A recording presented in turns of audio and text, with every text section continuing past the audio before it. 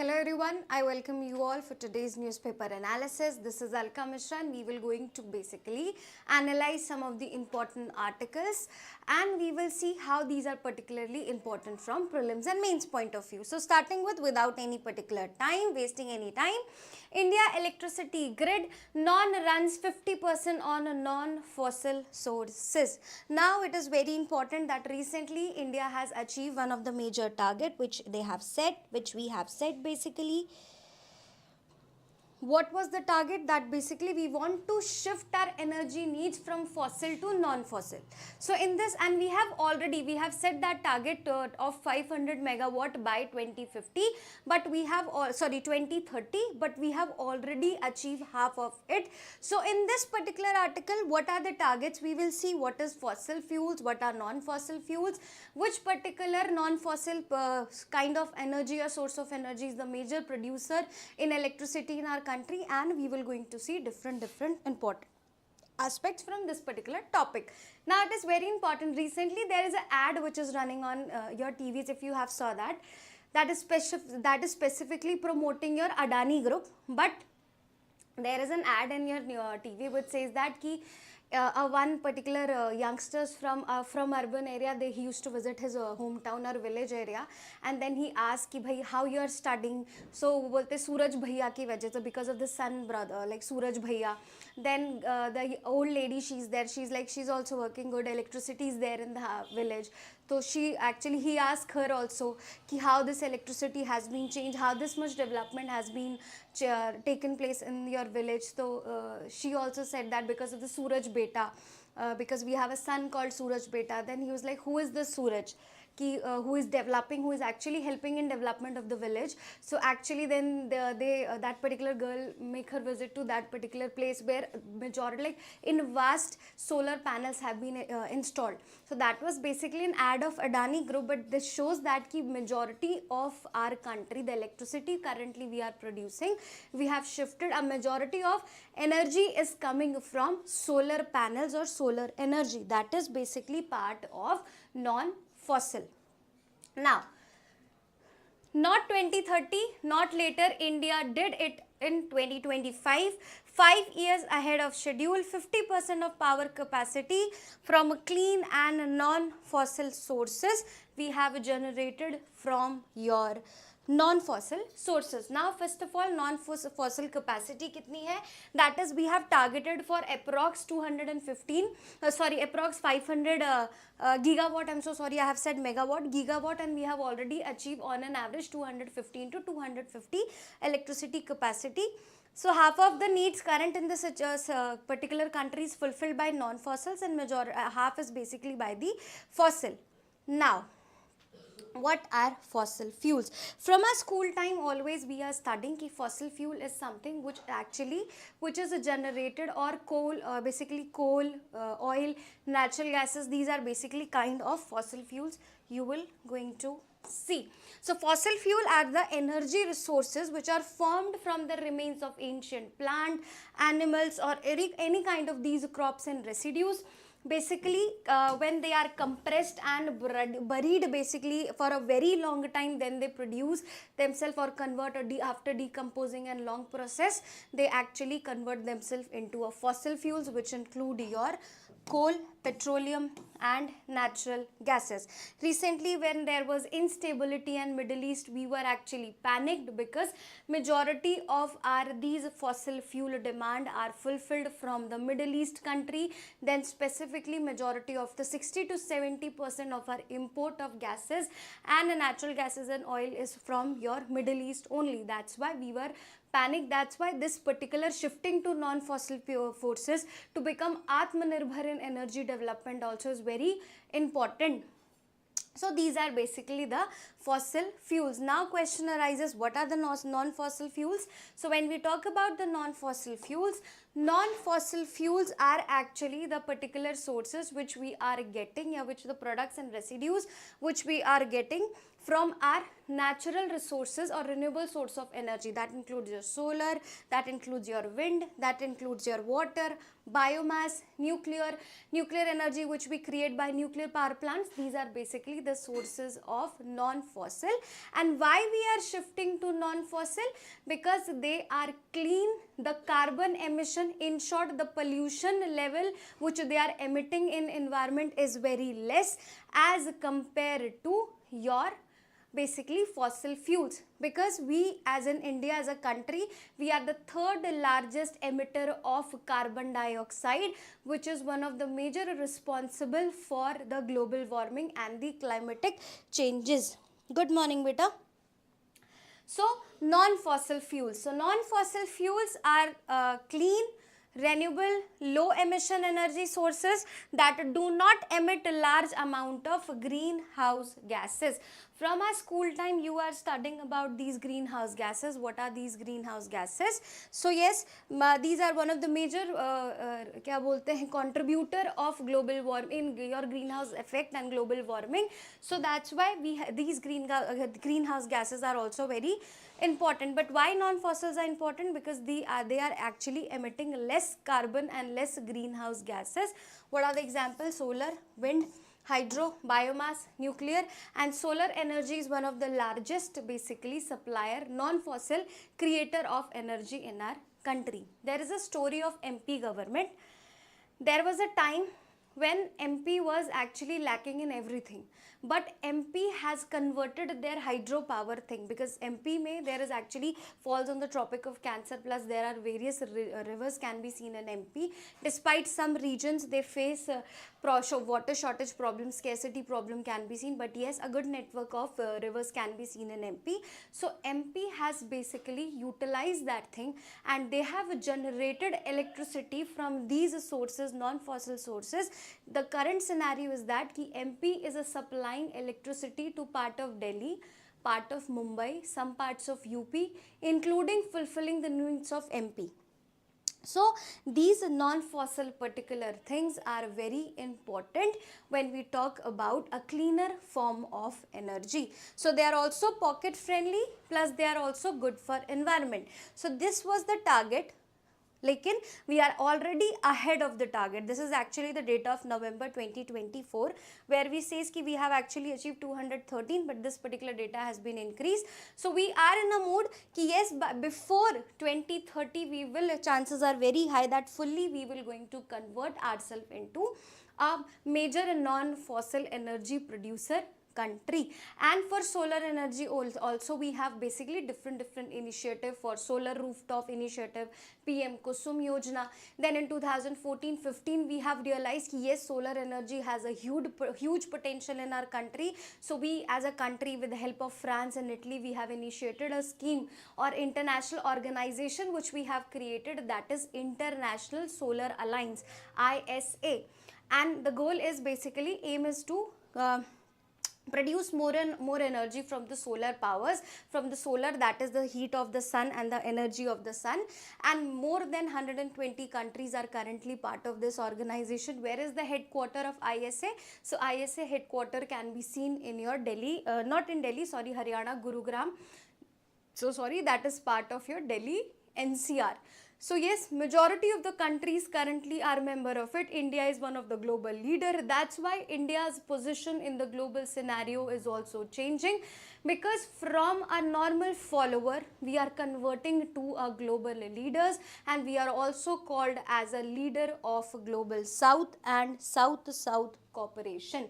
Now, what is basically the difference between fossil fuel energy and non-fossil fuels? So fossil fuels are, yes, they are organic matter. They are formed by compressing for millions of years. So process is also very long. But non-fossil sources of energy are sun, wind, water, nuclear fission, organic waste, these are basically the major contributors.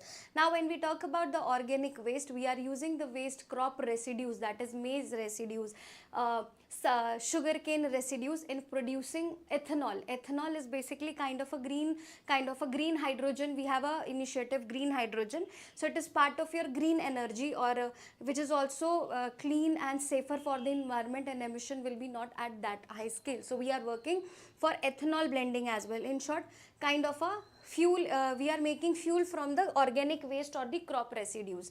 We are also supplying ethanol to the world. That's why time to time we have a competition with your South America, because South America mein Brazil is also one of the largest supplier and one of the largest producer of sugarcane, and sugarcane residues are very important for ethanol production. So India and your time to time India and Brazil have a competition over this ethanol production and sugarcane production as well.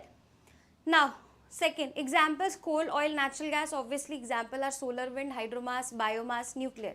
Renewability, they are non-renewable, they are mostly renewable. That means a good source of energy can be renewed, can be regenerated, and can be used accordingly. Carbon emission, this is very important. Carbon emission is very high and the carbon emission is very low or zero. That's why we are shifting to this particular source of energy. Carbon, you just have to remember, it's very bad for your environment, very bad for your health and skin diseases as well. Now third, major contributor, how they are polluting air and water, and minimal environmental impact. That's why we are shifting to these particular sources. Now we are also making a floating solar power plants, like we are actually from there we are converting two sources of energy, solar energy also and the hydro energy also.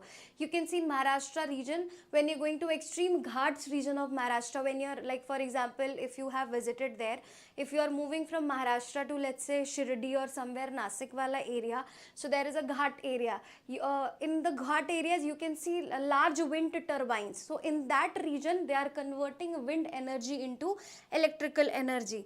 And plus government is also basically asking local people or the normal population of the country to use solar panel geysers in winters, so to basically place solar panels on your roof, so that majority of your energy requirement can be fulfilled by these solar panels. The Char Dham Yatra project, ठीक है, under your Char Dham Yatra project, the road is actually, the lights which are installed in that particular area, they are actually solar oriented. So we are actually moving to more and more solar, more and more construction which we are doing nowadays. Majority of the thing which we are producing electricity from the solar panel. Yes, that's why solar is one of the major non-fossil contributor in electricity production.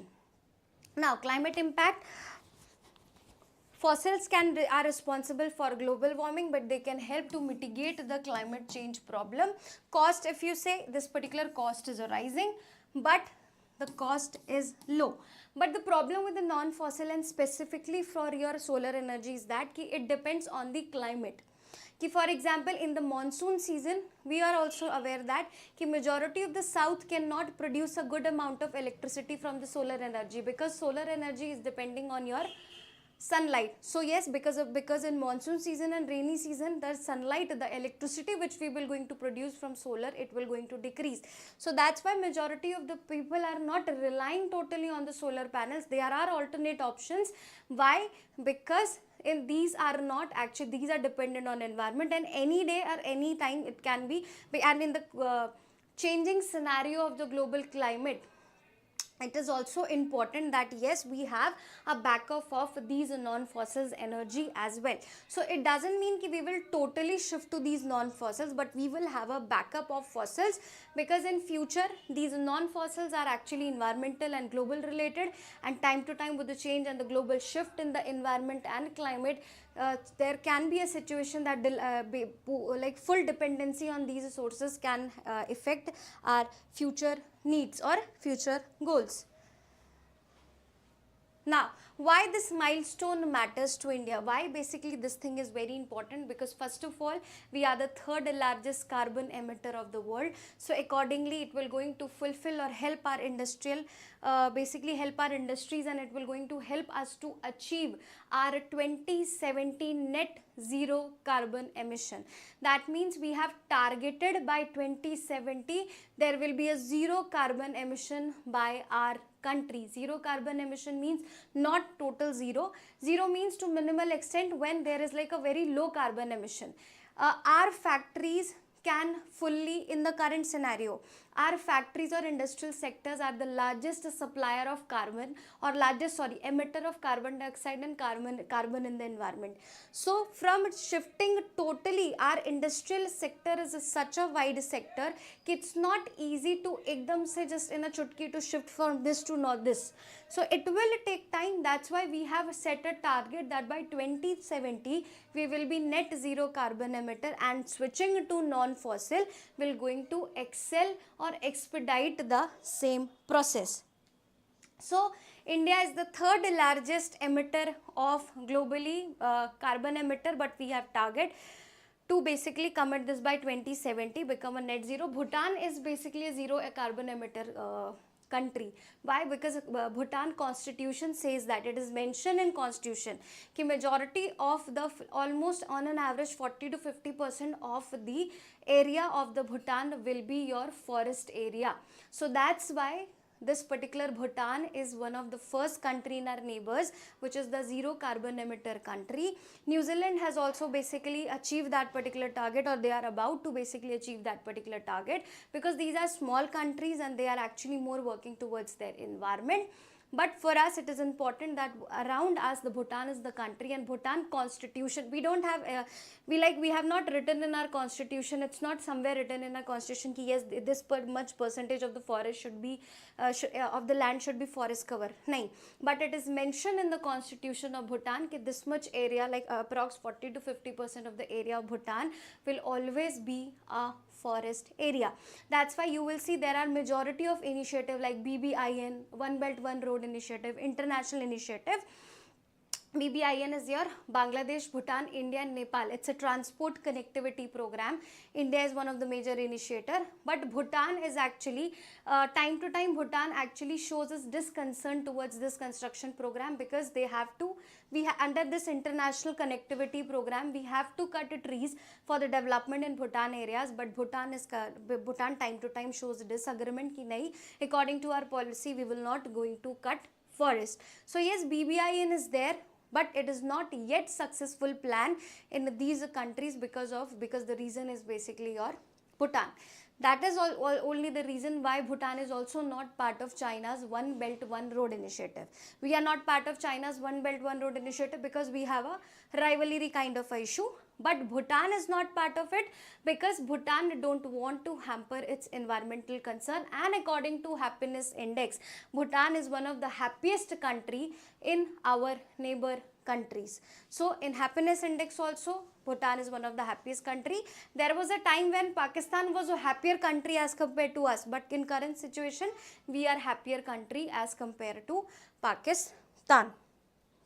And according to recent Pakistan se yaad aaya, according to recent Shipri report also, there was a time, according to last Shipri report is a Stockholm International report which shows about which country has how many number of warheads or armaments, that means the weapons. So before, earlier, Pakistan was ahead of India, but this year basically India has countered Pakistan when we compare to number of warheads. China obviously have more warheads. Russia and USA are the countries which have maximum number of warheads. China has more than India, double warheads, triple warheads than India, but currently Pakistan was ahead from us according to Shipri report. Now we have also counted Pakistan in number of warheads. So India is the third largest emitter of CO globally, but has committed to net zero. It will achieving this particular 50% capacity from non-fossil fuels will show ki haan, we are a global climate leadership, because wherever we are going, either it is BRICS, either it is SCO, either it is a Quad, 2 to 3 things which is actually very common and we always talk about is number 1 terrorism, number 2 climate, and number 3 the development of us and the other southern countries.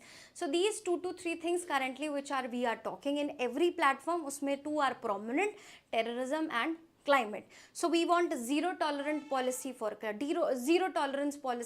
your terrorism, and we want good and sharing a policy for your climate change. So we have target 5 things we called as India target for Panchamitra. We will see that also कि recently India has actually targeted a Panchamitra contribution, and under Panchamitra in Hindi Panch means 5. So we have targeted 5 things कि that by this year we will going to achieve such targets. We will see what are the Panchamitra contributions or targets as well.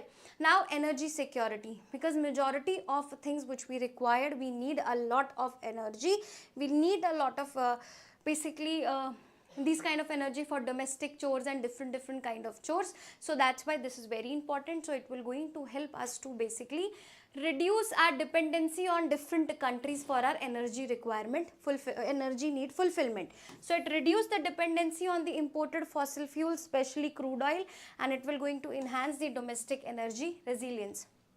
Now this particular energy security thing, and when we become Atmanirbhar in energy security production also, it will also going to help in our international relation. How?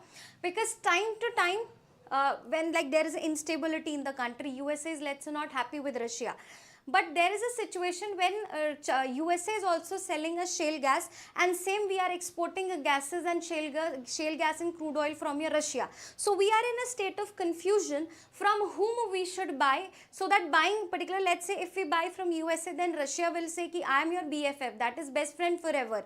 In any XYZ war which you have fought from your till your independence, from your independence till now, we were always there, either through defense, either by backing up diplomatically, every time we were there. So in this situation, you are opting USA and you are basically giving us a second position. And if we choose Russia, then USA is like ki nahi, this is not done.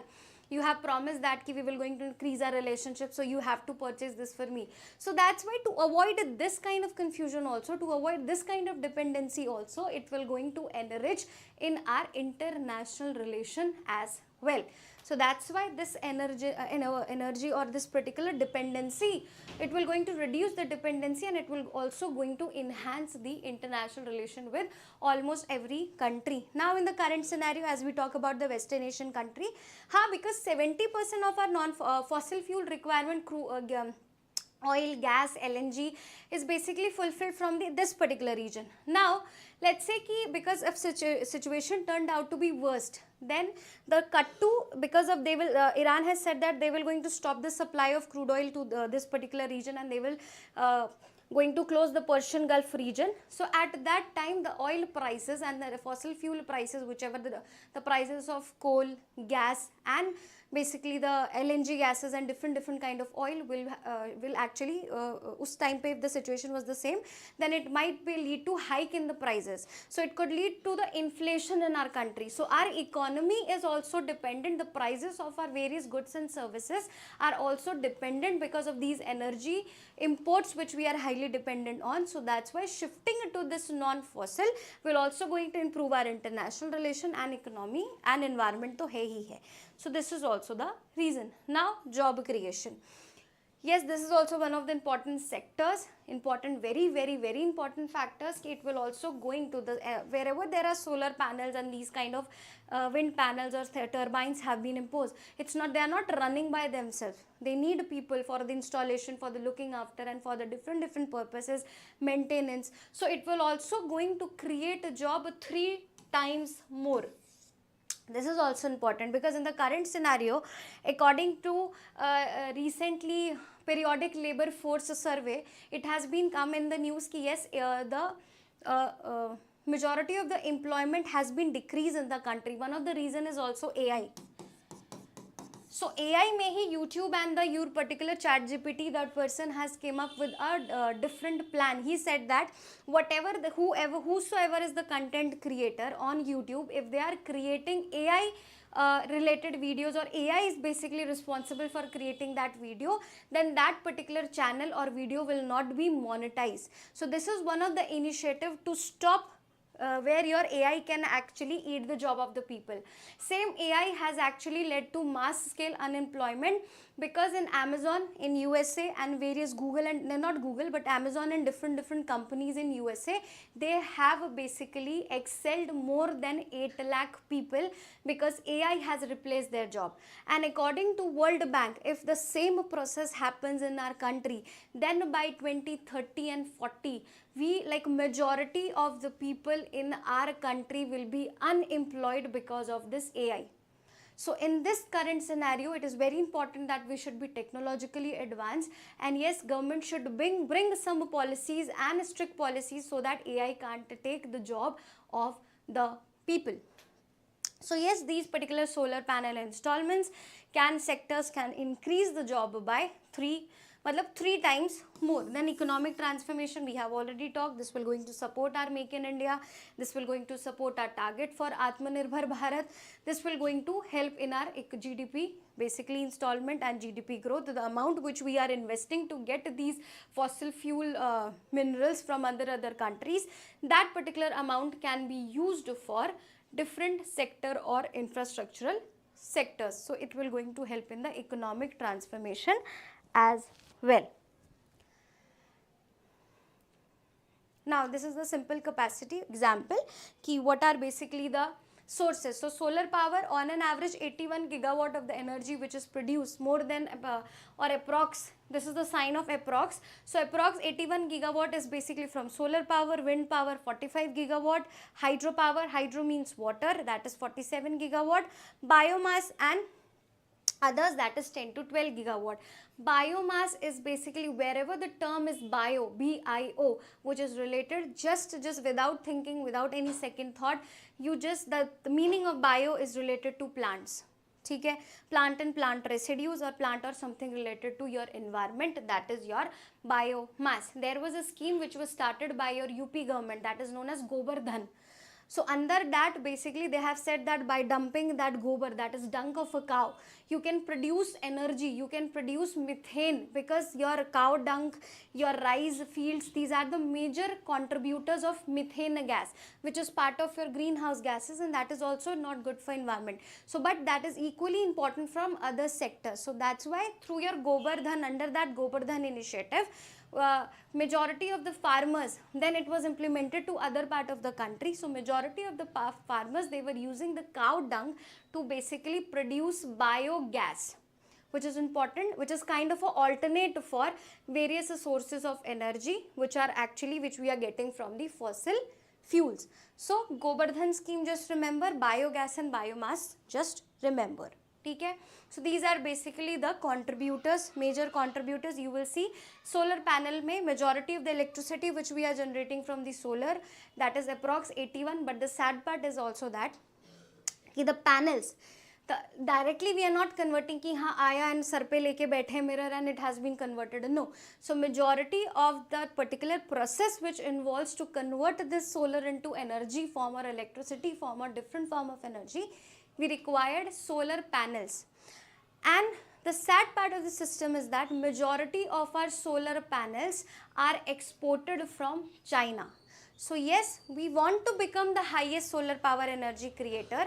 We have created an initiative, proper organization has been created by us, that is International Solar Alliances.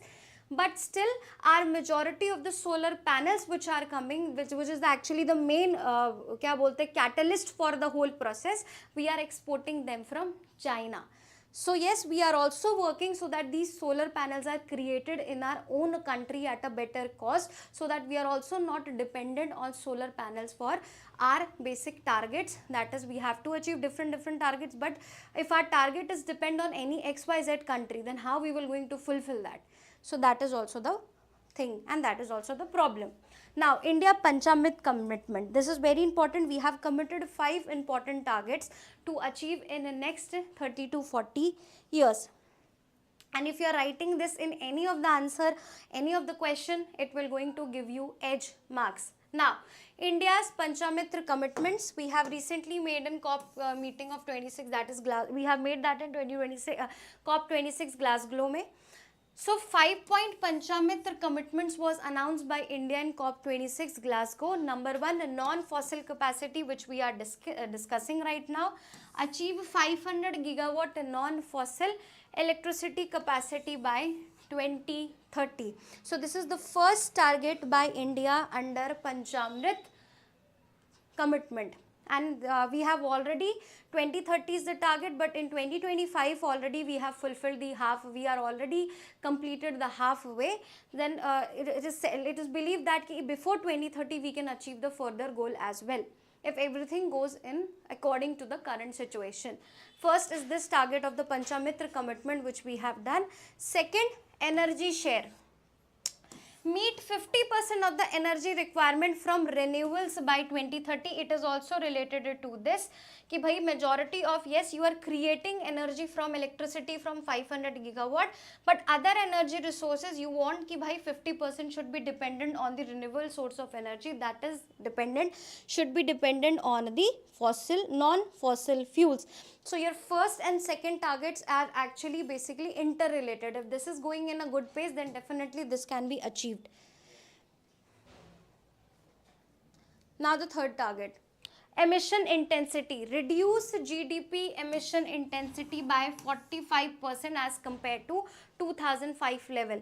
In short, GDP emission means कि the number of emission you are basically doing according to the gross domestic product का emission. मतलब in short, in a technical word, कि you have to limit that percent of क्या बोलते हैं emission which is actually affecting the GDP of a country. So in short, just understand इतना ही. On an average, we want to basically make it in intensity by 45%, which was there in 2005. In short, we want to reduce emission which will going to affect our GDP. So yes, because majority of the things in our economy is affected by this, is affected because of the environment and global concerns. Now, carbon reduction. We already know that we want to become net zero carbon emission by 2070, but yes, we have set the target for carbon reduction as well, that is cut total projected emission by 1 billion tons by 2030.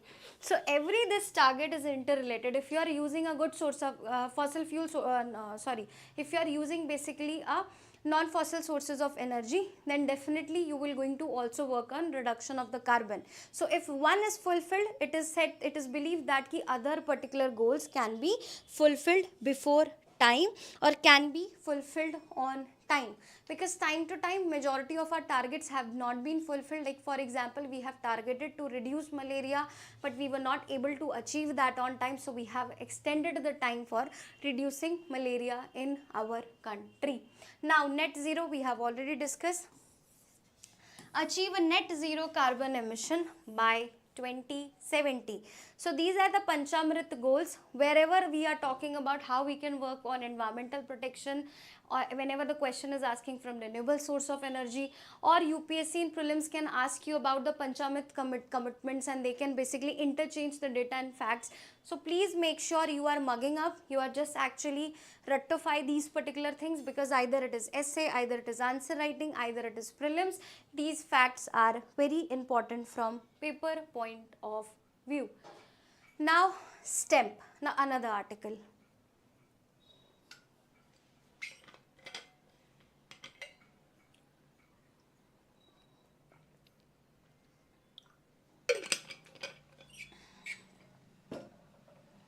There is a data which has been came in news. STEM, what is STEM? We have discussed earlier also, but now currently we have just discussed what is STEM, but now there is a data we have currently with of STEM in relation to the women. STEM is that our government and our country is basically promoting education in the STEM field. S belongs to science, T belongs to technology, E belongs to engineering, and M belongs to mathematics. So this is the STEM initiative. Government has initiated various scholarship programs, and through your Atal Tinkering Lab, they are also working on this scholarship initiative for the STEM, so specifically to promote the STEM and basically science and technology in our country. Now what data says that there was an article which is related to STEM data. What STEM says that a good number of Indian women, that means 43% of the India's STEM graduates are women.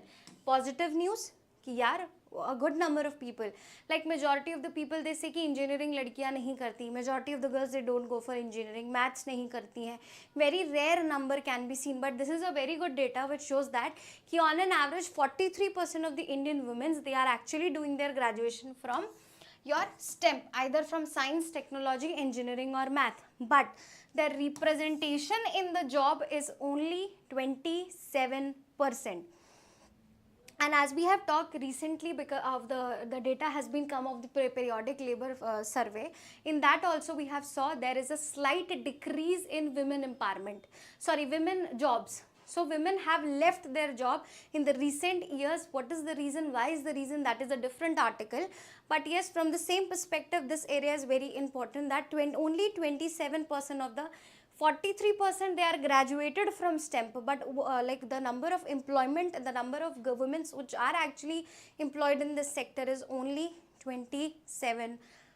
So according to periodic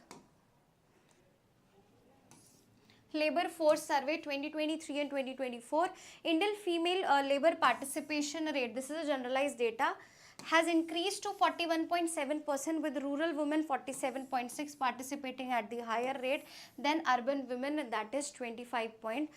Okay, there is one more data which has been saw, but recently this data have been revised. This was a data of last year, but this year again data has came. Yesterday it was in news. So but good news is that ki rural mein empowerment is increasing, but sad part is that urban mein empowerment is still less. So this is a positive or negative, we have to understand it, but the thing is that positive thing is that in rural areas women are getting employed, women are actually working, they are now self-employed, they are getting a good amount of money, they are actually aware ki yes, jobs and being in the current scenario being independent is very important, but cut to the other hand, the women in urban area can be seen less when we compare to employment. Now, why there is a need for gender inclusion in STEM? Zaruri kyun hai? Because according to report, if 50% of the women are working of any country, they will going to contribute on an average of 1 to 2% of GDP, and that is a very big number. Okay, because we as a women, we are the second largest population of the country, like of any country, world baby, we are the second largest population. If we are actually, a good number of RS contributing in basically these kind of data or GDP, then definitely the country will going to grow. That's why Iceland, ICELAND, Iceland is believed to be one of the happiest country of the world. And what is one of the reason? Because 50 to 60% of the women's in parliament is run by the women. So they know, they are aware ki what are the problems and how they should be dealt with. So that's why the women should be there in any organization, because the women thinking level, women analysis level, women jugadu level, like women in any situation can find us way solutions, like alternate cheaper solution. You must have saw that movie of Akshay Kumar, Mangalyaan or Mangalyaan. So in that thing, Vidya Balan have came up, that is a real based story based movie. So Vidya Balan came up with an alternate idea which is actually less, and she's not Vidya Balan, she's actually the lady who was part of your ISRO. She has given that idea on the basis of kitchen science ki yes, in a lower price we can go to Mangalyaan. That's why India is considered as a country which have completed their space mission at a very lower cost or the half cost as compared to the other international organization or space missions which have been conducted. So that's why it is believed that if women are also basically contributed in this STEM particular field, we will have a diverse idea, diverse picture and diverse rules and ideas. Hello beta, study. So we can have a diverse kind of views and diverse kind of ideas can came up with our women's, because women's are creative. Men's will agree to that ki women's are creative and they know how to basically work on the situations. Now, economic growth. According to the Van Kinsley Global Institute, increasing women participation in India's workforce can boost GDP by $700 billion by 2025. This was a data which was given, but sadly we have not listened to that. Our women percentage has been decreased, and same World Bank data says that, suggests that achieving 50% of the female workforce participation rate could raise GDP growth by 1%. Now, we have discussed earlier also, currently majority of the women are involved in a caregiving economy. Caregiving economy where their thing is not considered. They are just working for more than 8 hours without paying, unpaid. So majority of the things which should be paid, they are actually doing an unpaid cost. And if it is believed that if women's caregiving economy, the things of nurturing, making food and clothing, laundry, if actually included in the GDP, they will going to contribute on an average 2 to 3% of the GDP. So just imagine, by giving their caregiving services, they are actually contributing to 2 to 3% GDP. But if they work seriously, on an average only 50% of the females are also working in the system, they can basically contribute in GDP to approx 1 to 2%, and that is very good number for any economy to develop. Now, problem solving, as we have already discussed, women have a very innovative mind, very creative mind. They have a diverse perspective about anything. You can see your mom in kitchen also, she is making food, and on the other hand, she is also making sure that washing machine is actually there, and then she can do multiple jobs at some time. So yes, this is actually according to science also, women as compared to men, women can do multiple jobs at one time, and like with a good number of, a good percentage of accuracy. So it is believed that if we are using them in STEM organization or STEM field also, or STEM related job, it will going to help in work in technology and innovation as well. Then social equity, obviously they will be socially empowered in STEM, and they can consider as a role model, and by becoming them as a role model, more people and more girls will prefer basically moving to such backgrounds or such fields. Now let us fatafat end these topics. Now Pradhan Mantri विरासत का संवर्धन PM विकास योजना, हालांकि this particular initiative was started in 2022, but why it is currently very important, because one of the new centers has been opened in Delhi. But other than that, what is important, it has submerged 5 important schemes which are present in which were initiated for minority in the country. That's why the schemes become very important. Now, why this particular scheme is important? What is this scheme? So PM Vikas is a central sector scheme. There are two kind of a scheme, central sector scheme and centrally sponsored scheme. When we talk about central sector scheme, that means 100% funding is done by center. When we talk about centrally sponsored scheme, that means some percentage will be given by your state, या majority of the percentage will be given by your center government, and some percent will be given by state. For example, majority of the schemes which we implement in Northeast, it is on 90-10 ratio. That is 90% by center and 10% by the Northeastern state. UP, Bihar, like not UP, but yes, majority in UP and MP, it is 70-30. 70% by your center and 30% by the state. Now in UP, Rajasthan, Gujarat, now it is like turning out to be 50-50, 50% your center will give and 50% your government will give, state governments will give. So, but this is a central sector scheme that is totally funded by your central government, under which ministry? Ministry of Minority Affairs, according to our constitution, according to not constitution, according to our census. There are 6 minority groups, which includes Christian, Sikh, Muslims, and your Buddhism, Jainism and Zoroastrians. So these are basically the minority people. So for the minority communities in our particular section, they have created a livelihood generation or cultural preservation. They have particularly made an initiative under which they can get employment, and skill development can be done for those people, so that in future they can go for more and more employment. Aim is to benefit 9 lakh individuals among 6 notified minority communities. We have already discussed which are the 6 minority communities. What are the 4 components? Skilling, work on skill development, create entrepreneurship, education and infrastructure development.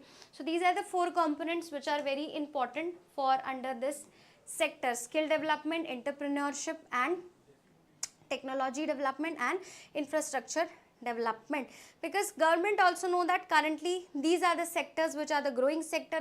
These are also known as the sunrise sectors. That means ki always they will be on peak, very less chances are there that they will going to come down. These are the sunrise sectors, operate under Skill India portal. That's why we are working on the Skill India as well, supported by National Minorities Development and Finance Corporation and Export Promotion Council of Handicrafts and Finances and Market Linkage. But what is more important, ki how many schemes has been included or it has been merged under this PM Vikas Yojana. So there are basically 5 schemes which has been merged under this one scheme, that is Seekho aur Kamao. मतलब learn, work on skill development and on, learn and on. So Seekho and Kamao provide skilling linked to placement in traditional and modern sectors. Second was Ustad scheme, under which they were providing basically training on traditional art and handicraft. Ustad is something related to promote the handicraft industry, that is Ustad. Third is Hamari Dharohar, support preservation of the minority cultural heritage. So that particular initiatives, money has been, and the skill development and basically services and awareness program was done for to protect the cultural heritage. That is your Hamari Dharohar, as it is for minority. So this is for protection of minority cultural heritage.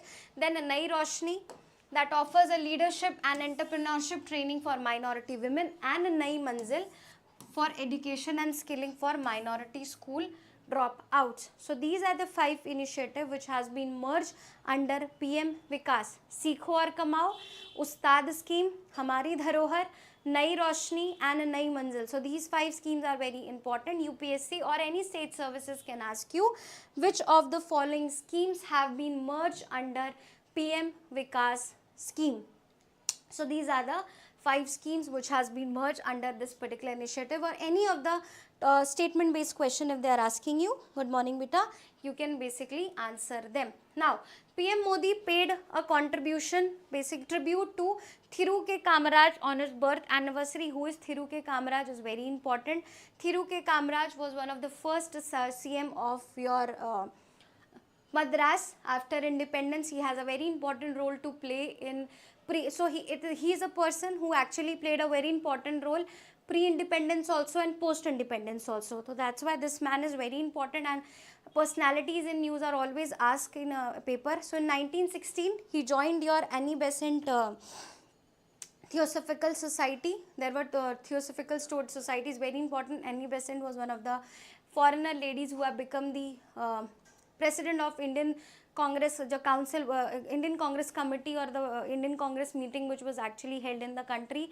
Then he was inspired by the thinkers and writing of Bankim Chandra Chatterjee and Sri Subramani Bharati. He was inspired with the thoughts of Gandhi. That's why he has basically joined the salt satyagraha. He basically belonged to your Nair committee or Nadar committee from your south. So that's why he was actually promoting his origin people also. So he was actually part of Rowlatt Satyagraha. He joined Indian National Congress. He was very influenced by Gandhi. That's why he joined soil satyagraha also. He was also part of your Khadi race. He actually believed from that time Gandhi was in a mood for a Make in India. Till now we actually have initiated a plan Make in India, and Make in India is also inspired from a scheme that is known as Make in China. So we have copied that Make in China too, and we have created our own initiative, that is Made in India. Make in India or Made in India. So in 1930s he also participated in Vedaranyam March, which was actually initiated by C. Raja Gopalachari. Majority of the things you will understand when you will study your modern history. But yes, it is just important here ki yes, he was part of your modern history. He was also part of your pre-independence and post-independence. He was influenced by the thoughts of Bankim Chandra. I'm so sorry, time is very less. Bankim Chandra Chatterjee, Sri Subramaniam Bharati, and he influenced by Gandhi thought, non-violence, liquor prohibition. Then in 1930 he also joined salt satyagraha. that is known as Vedaranayam March of C. Rajagopalachari. But he was also charged with the murdering of a Madras conspiracy case, which was in 1934. He killed the governor of Bengal, John Anderson. He became the member of All India Congress in 1931, then MLA from Madras province in 1937, and Satyamurthy was his political guru. This can be asked in a statement based question. After independence, he appointed as the CM of Madras state from 1954 to 1963. He was the one who expanded the midday meal, that's why he is very important. He was the one who was known for the एक तरीके से revolution in Madras education system, and after this particular scheme he was given a title known as Kalvi Thantai. Kalvi Thantai, if I am not wrong, I guess I am pronunciating it right. This earned him the title Kalvi Thantai or Kalvi Thantai, which means the father of education. So he did a very good role after your particular independence also. He was CM. Then Madras scheme for specifically he has made scheme for elementary education. He had a very key role in establishing of IIT Madras. So that's why this personality is very important. This is also very important. They can ask you Kalvi Thantai is a title has been given to whom? So this is given to this particular person. Now this is also the last article which is very important. We will fatafat complete it also. Sikkim is one of the state in our country which is the first organic state, which is the first open defecation, the country state from where open defecation has been initiated, and this is also one of the first state where you can see Sikkim, India's first digital nomad village, officially inaugurated in Yaktin village. So objective kya hai under this? They have to make this particular area digitalized. So they are working on the digital so that the people of Sikkim, they don't have to migrate for the different regions for digital facilities and for advancement. So under this particular initiative, they will going to develop a sustainable remote work hub for digital professionals. Inverters will be there. A high battery inverter should be placed so that the electricity backup could be there. So to achieve digital, you need electricity, and for electricity you need, if there is electricity problem in your region, then you need these kind of backup inverters.